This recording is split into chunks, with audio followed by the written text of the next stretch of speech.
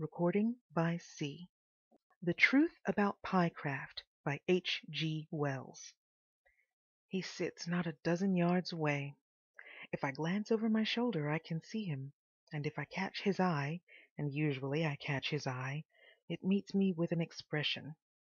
It is mainly an imploring look, and yet with suspicion in it. Confound his suspicion!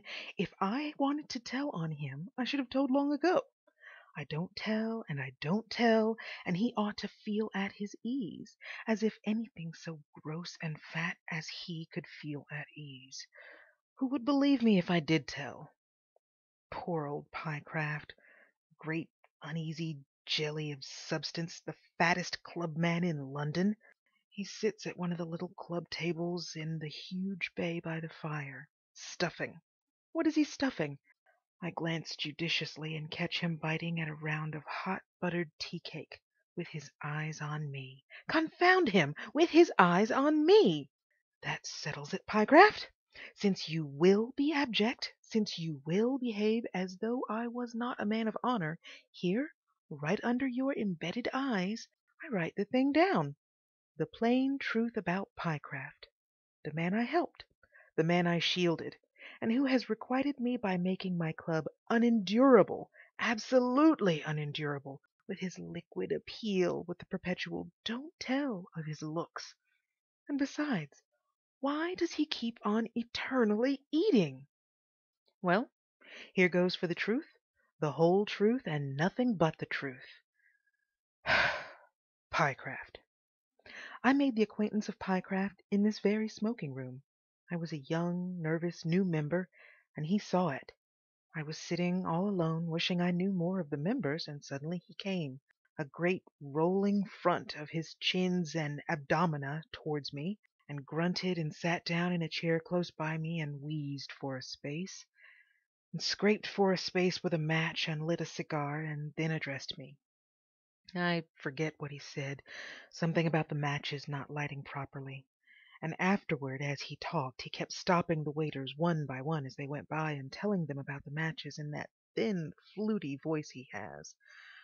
But anyhow, it was in some such way we began our talking. He talked about various things and came round to games, and thence to my figure and complexion. "You ought to be a good cricketer," he said.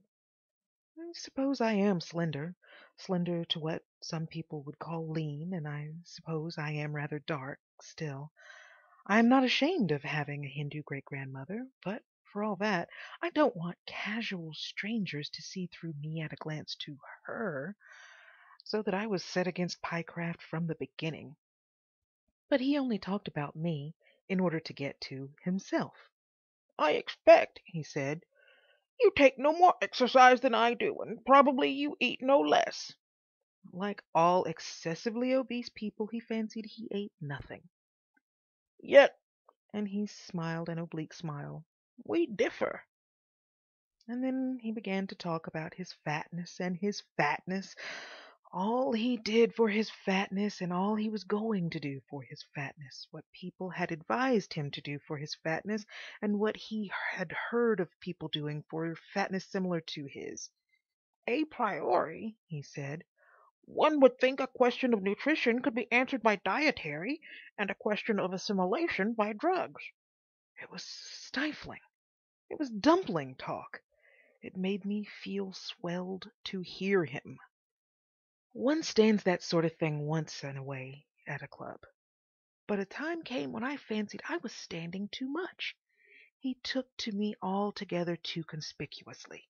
I could never go into the smoking room but he would come wallowing toward me, and sometimes he came and gormandized round and about me while I had my lunch. He seemed at times almost to be clinging to me. He was a bore, but not so fearful a bore as to be limited to me. And from the first there was something in his manner, almost as though he knew, almost as though he penetrated to the fact that I might, that there was a remote, exceptional chance in me that no one else presented. "I'd give anything to get it down," he would say. "Anything. and peer at me over his vast cheeks and pant. Poor old Pyecraft. He has just gonged, no doubt to order another buttered tea cake. He came to the actual thing one day.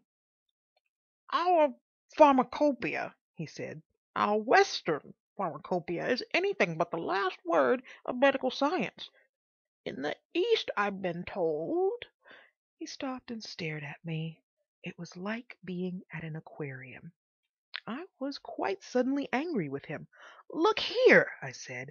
"Who told you about my great-grandmother's recipes?" "Well," he fenced.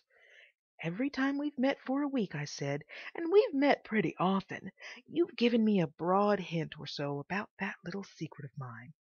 "Well," he said, "now the cat's out of the bag, I'll admit, yes, it is so. I had it—" "From Pattison?"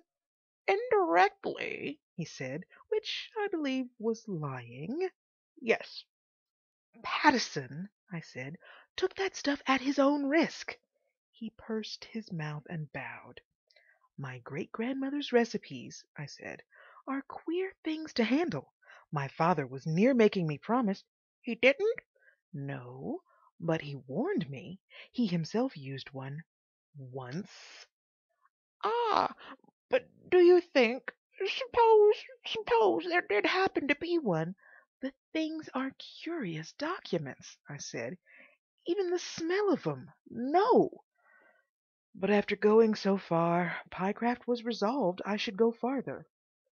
I was always a little afraid if I tried his patience too much he would fall on me suddenly and smother me. I own I was weak, but I was also annoyed with Pyecraft. I had got to that state of feeling for him that disposed me to say, "Well, take the risk." The little affair of Pattison to which I have alluded was a different matter altogether. What it was doesn't concern us now, but I knew anyhow that the particular recipe I used then was safe. The rest I didn't know so much about, and on the whole I was inclined to doubt their safety pretty completely. Yet even if Pyecraft got poisoned, I must confess the poisoning of Pyecraft struck me as an immense undertaking. That evening I took that queer, odd-scented sandalwood box out of my safe and turned the rustling skins over. The gentleman who wrote the recipes for my great-grandmother evidently had a weakness for skins of a miscellaneous origin, and his handwriting was cramped to the last degree. Some of the things are quite unreadable to me, though my family with its Indian Civil Service associations has kept up a knowledge of Hindustani from generation to generation, and none are absolutely plain sailing. But I found the one that I knew was there soon enough, and sat on the floor by my safe for some time looking at it. "Look here," said I to Pyecraft the next day, and snatched the slip away from his eager grasp. "So far as I can make it out, this is a recipe for loss of weight." "Ah," said Pyecraft. "I'm not absolutely sure, but I think it's that. And if you take my advice, you'll leave it alone, because, you know, I blacken my blood in your interest, Pyecraft. My ancestors on that side were, so far as I can gather, a jolly queer lot. See?" "Let me try it," said Pyecraft. I leant back in my chair. My imagination made one mighty effort and fell flat within me. "What in heaven's name, Pyecraft," I asked, "do you think you'll look like when you get thin?" He was impervious to reason. I made him promise never to say a word to me about his disgusting fatness again, whatever happened. Never. And then I handed him that little piece of skin. "It's nasty stuff," I said. "No matter," he said, and took it. He goggled at it. "But," he said. He had just discovered that it wasn't English. "To the best of my ability," I said, "I will do you a translation." I did my best. After that we didn't speak for a fortnight. Whenever he approached me, I frowned and motioned him away, and he respected our compact. But at the end of a fortnight he was as fat as ever, and then he got a word in. "I must speak," he said. "It isn't fair. There's something wrong. It's done me no good. You're not doing your great-grandmother justice. Where's the recipe?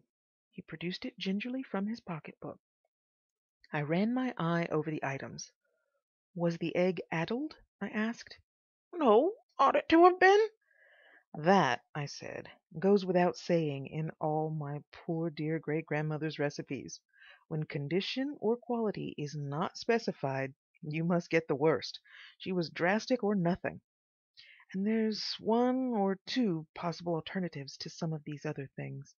You got fresh rattlesnake venom? I got a rattlesnake from Jamrax. It cost. That's your affair, anyhow. This last item. I know a man who. Yes, well, I'll write the alternatives down. So far as I know the language, the spelling of this recipe is particularly atrocious. By the by, dog here means pariah dog.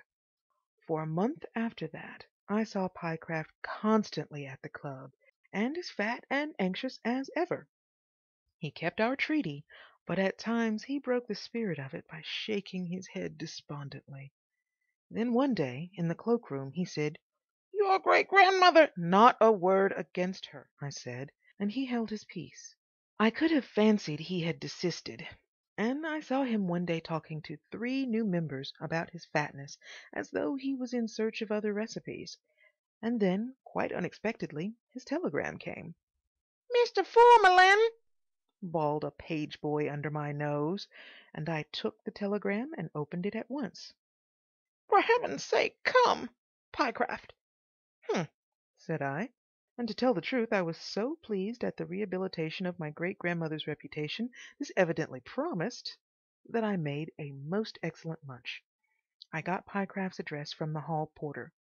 Pyecraft inhabited the upper half of a house in Bloomsbury, and I went there so soon as I had finished my coffee and Trappistine. I did not wait to finish my cigar. "Mr. Pyecraft," said I at the front door. They believed he was ill. He hadn't been out for 2 days.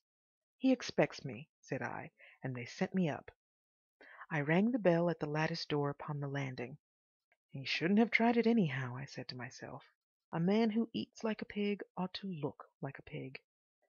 An obviously worthy woman, with an anxious face and a carelessly placed cap, came and surveyed me through the lattice. I gave my name, and she let me in a dubious fashion. "Well?" said I, as we stood together inside Pyecraft's piece of the landing.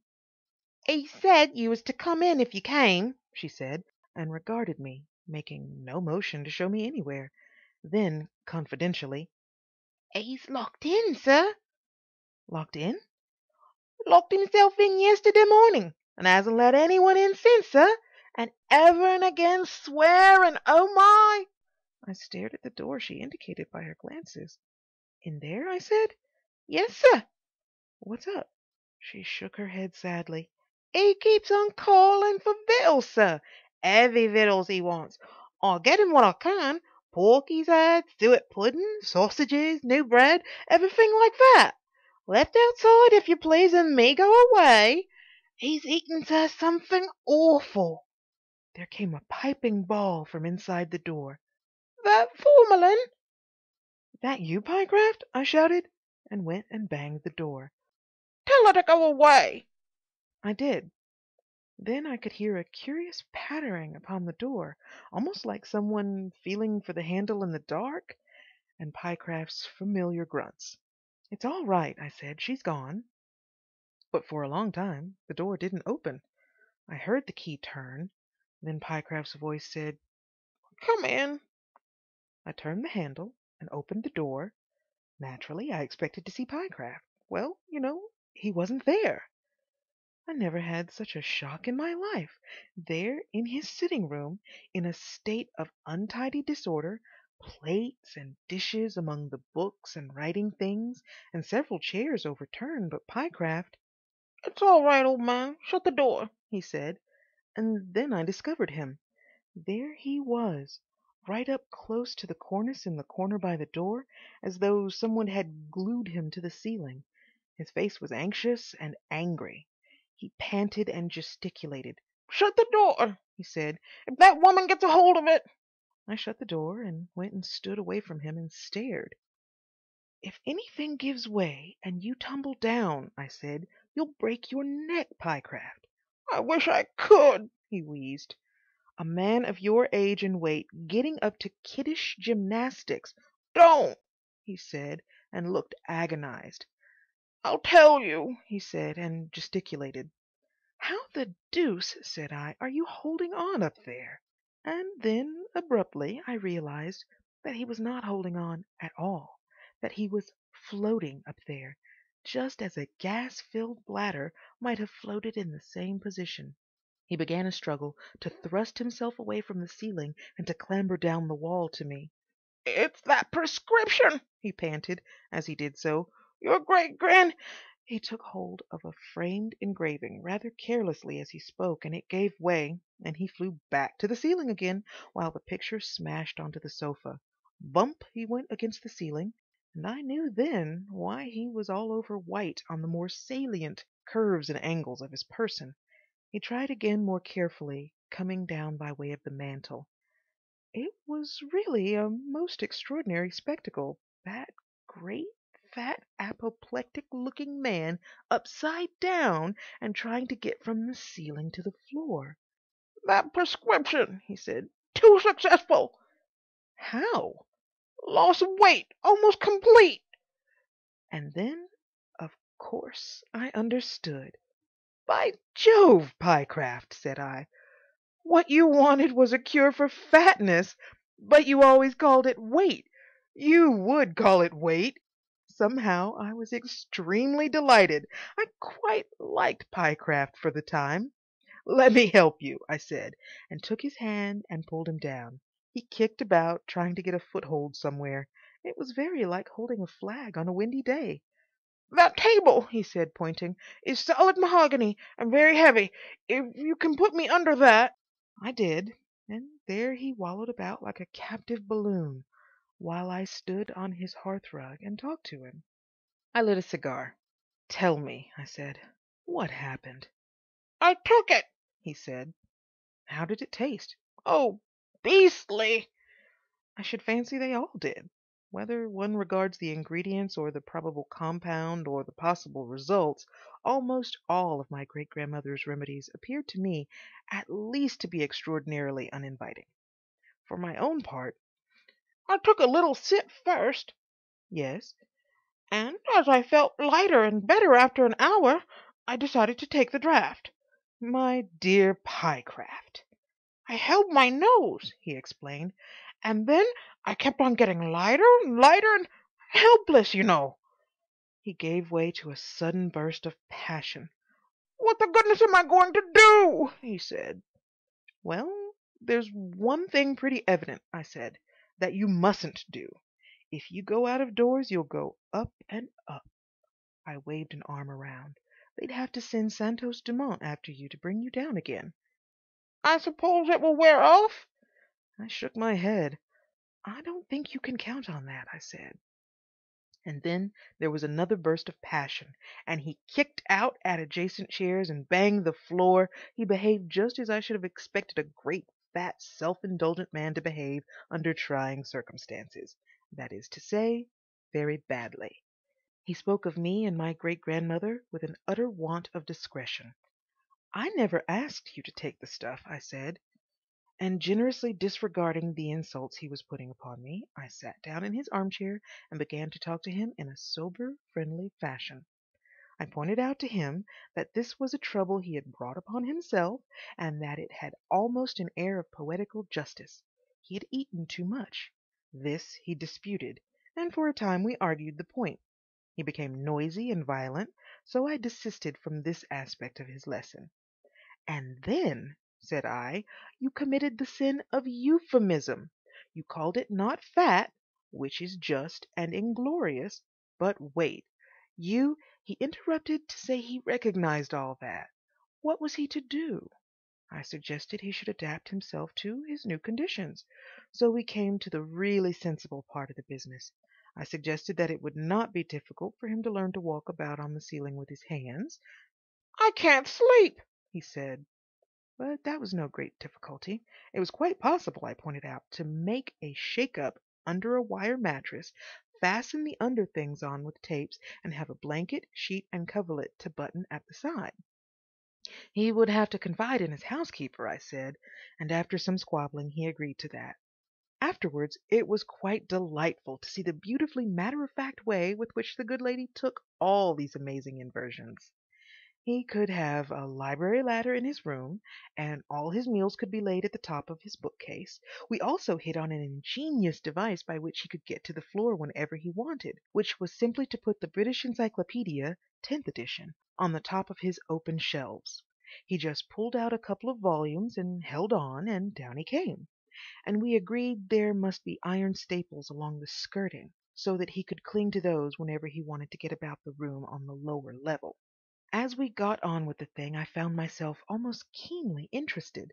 It was I who called in the housekeeper and broke matters to her, and it was I chiefly who fixed up the inverted bed. In fact, I spent 2 whole days at his flat. I am a handy, interfering sort of man with a screwdriver, and I made all sorts of ingenious adaptations for him. Ran a wire to bring his bells within reach, turned all his electric lights up instead of down, and so on. The whole affair was extremely curious and interesting to me, and it was delightful to think of Pyecraft like some great fat blowfly crawling about on his ceiling and clambering round the lintels of his doors from one room to another, and never, never, never coming to the club any more. Then, my fatal ingenuity got the better of me. I was sitting by his fire, drinking his whiskey, and he was up in his favorite corner by the cornice, tacking a Turkey carpet to the ceiling, when the idea struck me. "By Jove, Pyecraft," I said, "all this is totally unnecessary." And before I could calculate the complete consequences of my notion, I blurted it out. "Lead underclothing," said I, and the mischief was done. Pyecraft received the thing almost in tears. "To be right ways up again," he said. I gave him the whole secret before I saw where it would take me. "Buy sheet lead," I said, "stamp it into discs, sew 'em all over your underclothes until you have enough, have lead-soled boots, carry a bag of solid lead, and the thing is done. Instead of being a prisoner here, you may go abroad again, Pyecraft. You may travel." A still happier idea came to me. "You need never fear a shipwreck. All you need to do is slip off some or all of your clothes, take the necessary amount of luggage in your hand, and float up in the air." In his emotion he dropped the tack hammer within an ace of my head. "By Jove," he said, "I shall be able to come back to the club again." The thing pulled me up short. "By Jove," I said faintly, "yes, of course you will." He did. He does. There he sits behind me now, stuffing, as I live, a third go of buttered tea cake. And no one in the whole world knows, except his housekeeper and me, that he weighs practically nothing, that he is a mere boring mass of assimilatory matter, mere clouds in clothing, niente, nefas, the most inconsiderable of men. There he sits watching until I have done this writing. Then, if he can, he will waylay me. He will come billowing up to me.